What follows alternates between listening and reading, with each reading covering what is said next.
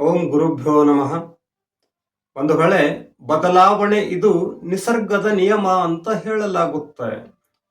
ತಿರುಗುವ ಪೃಥ್ವಿಯ ಮೇಲೆ ಎಲ್ಲವೂ ತಿರುಗುವ ಸ್ವರೂಪದಲ್ಲಿಯೇ ಇದೆ.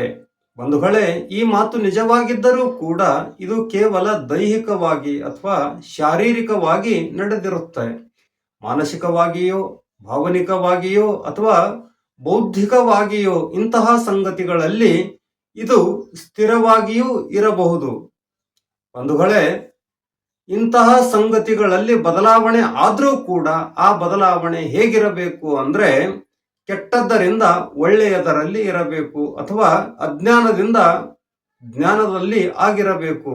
ಬಂಧುಗಳೇ, ಮಾನಸಿಕವಾಗಿಯೋ ಅಥವಾ ಬೌದ್ಧಿಕವಾಗಿಯೋ ಅಂದ್ರೆ ನಡತೆಯಲ್ಲಾಗುವ ಬದಲಾವಣೆಗಳು ಕೆಟ್ಟದ್ದರಿಂದ ಒಳ್ಳೆಯದರಲ್ಲಿ ಆಗಬೇಕು. ಒಳ್ಳೆಯದರಿಂದ ಕೆಟ್ಟದ್ದರಲ್ಲಿ ಆದರೆ ಅವುಗಳನ್ನು ಬದಲಾವಣೆ ಅನ್ಲಿಕ್ಕಾಗುವುದಿಲ್ಲ. ಕೆಟ್ಟದರ ಬದಲಾವಣೆ ಒಳ್ಳೆಯದರಲ್ಲಿ ಆಗೋದೇ ಒಳ್ಳೆಯದು.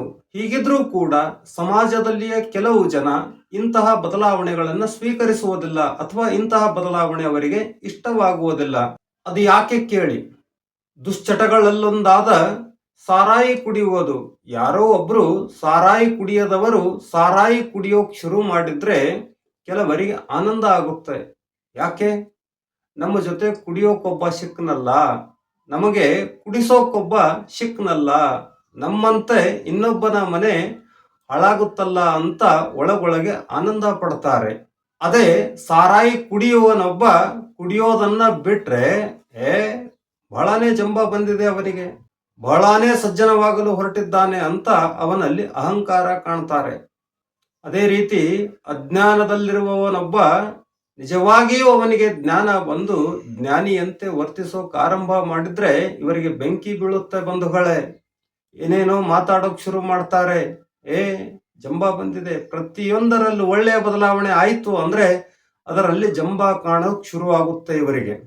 ಅವನು ಅಜ್ಞಾನಿಯಾಗಿದ್ದಾಗಲೇ ಇವರಿಗೆ ಆನಂದ. ಯಾಕೆ? ಅಜ್ಞಾನಿಯಾಗಿದ್ರೆ ಅವರ ಕೀಟಲೆ ಮಾಡಬಹುದು, ಅಂಥವರನ್ನ ಇವರು ಗುಲಾಮರನ್ನಾಗಿ ಇಟ್ಕೊಳ್ಳಬಹುದು. ಆದ್ದರಿಂದ ಯಾರೂ ಕೂಡ ಇವರಿಗಿಂತ ಜಾಣರಾಗಬಾರದು.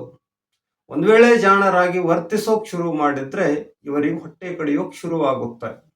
ಅದೇ ರೀತಿ ಬಡವನೊಬ್ಬ ಶ್ರೀಮಂತನಾಗುವುದು ಒಳ್ಳೆಯ ಬದಲಾವಣೆ. ಅದು ಇವರಿಗೆ ಸಹನೆ ಆಗುತ್ತಾ ಹೇಳಿ?